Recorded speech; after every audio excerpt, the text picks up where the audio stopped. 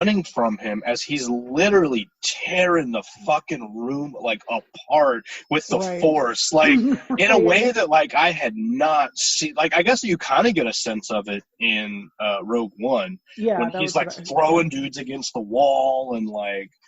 But like in the game, he is bringing the fucking shit down, and it's actually one of the most tense moments in the game it was for me.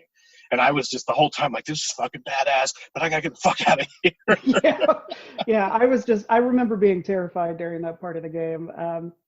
What did you think of the game on the whole? Oh, I liked it, but like I felt like it took a really long time to get your Jedi powers, and so like by the time you're really like doing a lot of badass stuff as like a Jedi, it's almost over. And there's no like game plus mode where you can go back through those early parts with I love a good game plus where I can go back and just finish upgrading everything. Or and when you start the game, you're like you're so badass, you're like, come over here and let me kill you, like young foot soldier or whatever. You know, like in Batman or in Arkham, it's like, come over here, you goon, let me beat you up some more. Yeah, I'm gonna do 18 combos on you. I also like it when they do the game plus where they make it harder on the next round. So like in the Arkham games, they take away your warning to counter, so you just have to know when to do it. So that's fun. This is a very funny episode of the show. Sorry everyone. All right, so speaking of, Star Wars is awesome. We love that. We love it. Yes. I want to go to Star Wars Disney World if the world ever reopens. If the quarantine ever ends. So it is May 1st while we're recording this, and that means it is International Workers' Day. May Day to some people, Labor Day to other people. Strikes, there were some general strikes apparently today, although I didn't read a lot about them, so maybe they didn't happen. They were supposed to be. There was lots of talks about one. And it's also just to kind of commemorate workers and their struggle and, fight for rights and stuff like that. Yeah, to be something other than like just a serf to a corporate lord. To be a person who deserves respect and dignity just like everyone else. So in honor of that, our top 3 this week is going to be the top 3 times that you stuck it to the man. And I think in this context, the man could either be your business or the government. Right. Okay. So do you want to go first? I can go first. All right. I worked at a place that sold boxes. I won't name it. I'll probably name it later. Just fuck them. What are they going to do? Fire you? I know. Again. So here's the thing. It was a place. It was Uline. A place called Uline, and I fucking hated that place. Okay. I remember. But I was a new dad. I needed a job. It paid really well. And I told myself, I was like, I could go in there and I could suck it up and I can do it because I have a kid. And I did for about 3 years. But that place was the fucking worst. I was in customer service. And I had to wear a tie to work every day. A tie. On the phone. On the phone. Ridiculous. Anyway, and that was another thing. I was like, you know what? They're paying me. Okay, I'll deal with it. It's whatever. But they had this policy where the customer was never wrong. Literally, they meant that.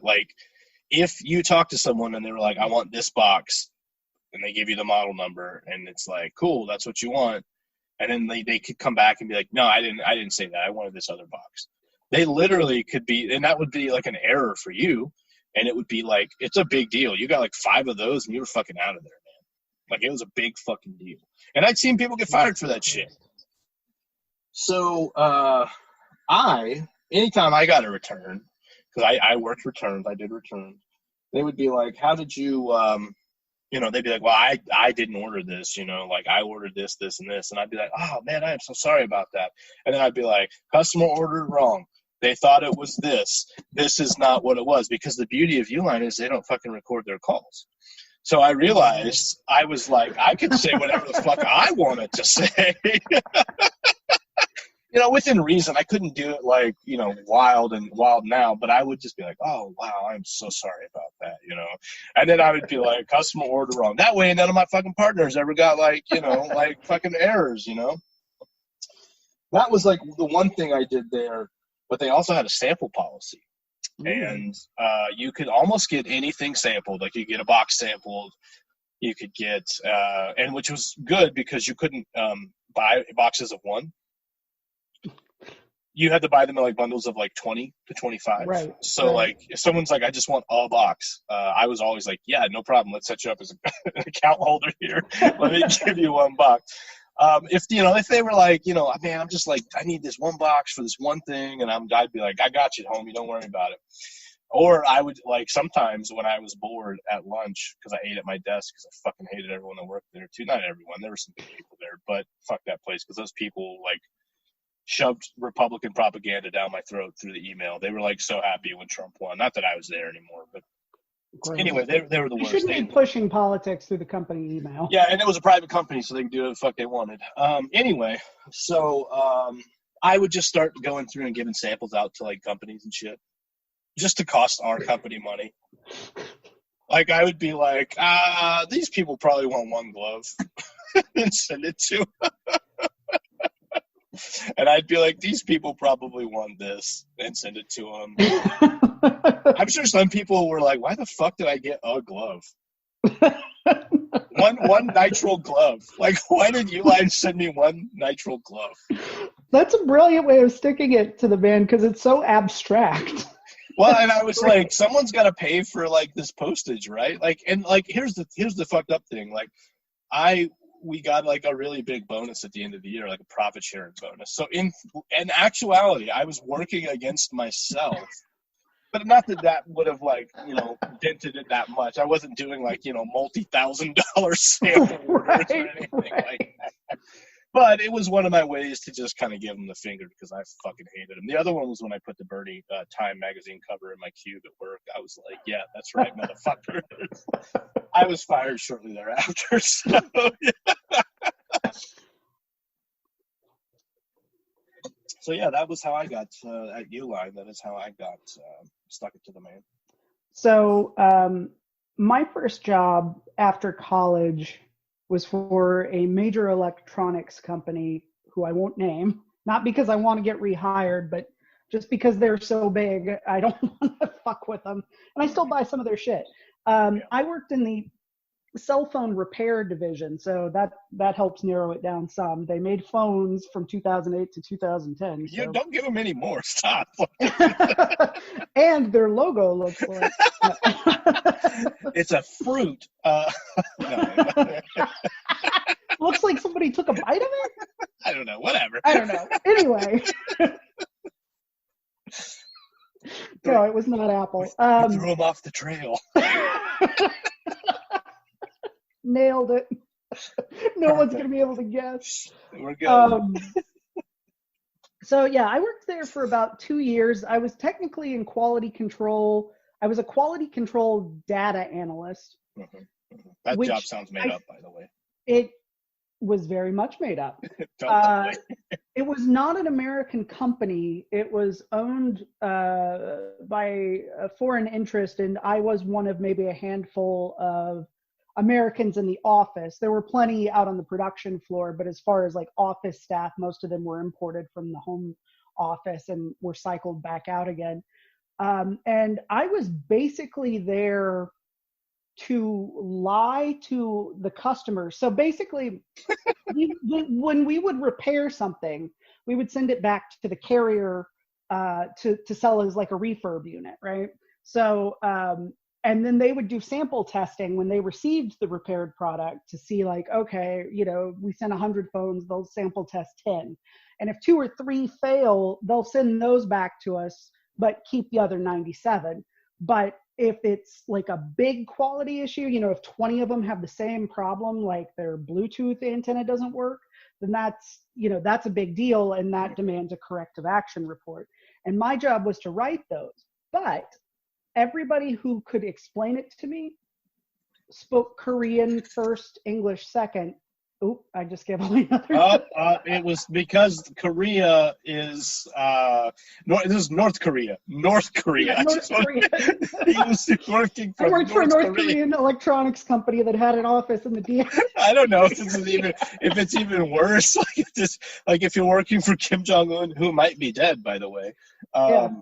We don't know. Either that, or maybe he's just in quarantine. Or maybe he's just like, you know what? I'm gonna spend some time by myself. I'm gonna have some Kim time. Yeah. So anyway, you worked at this North Korean company. So I worked at this company. My job was basically to lie to the customers. They needed an American face, so I would go. I would go to the technicians and be like, okay, what caused this failure?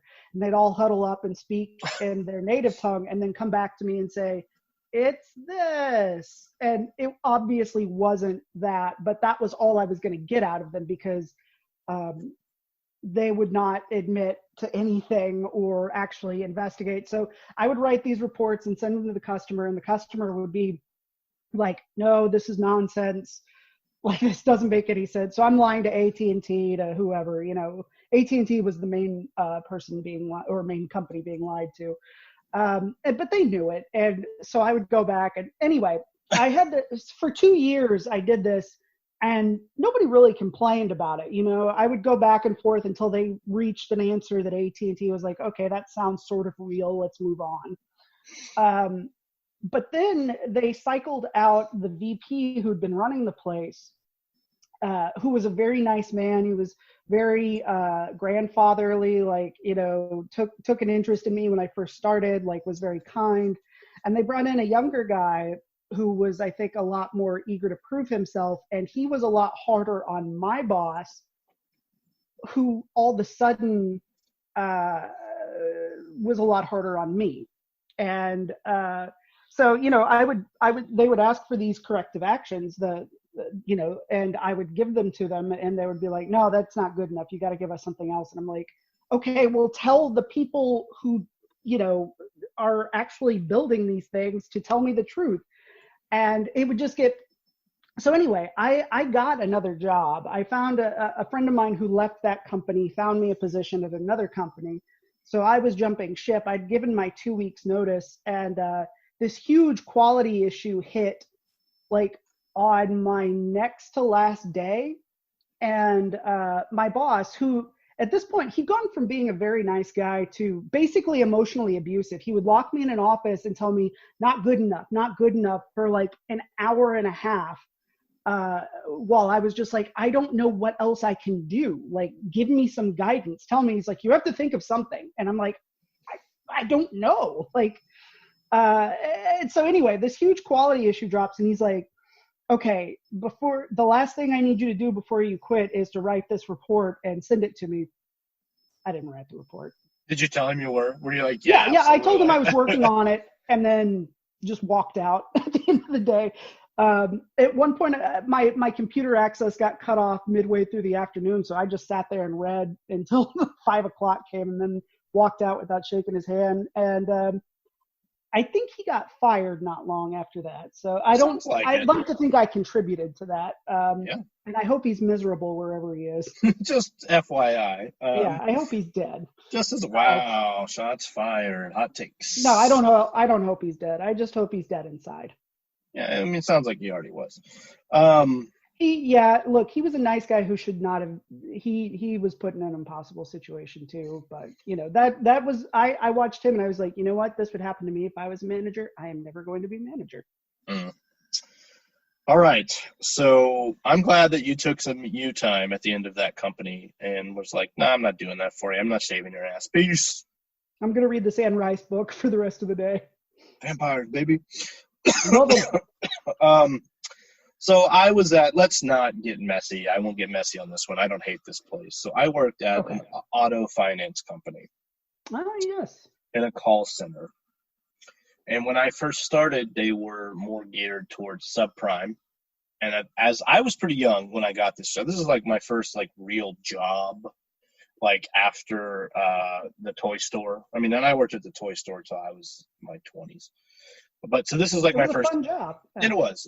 And this is my first office job. Okay. And I was like, new to the culture, but I quickly found out that our customers were like people who didn't have a lot of money. And we were charging them a lot of money for their cars. And so quickly I was like, oh, I feel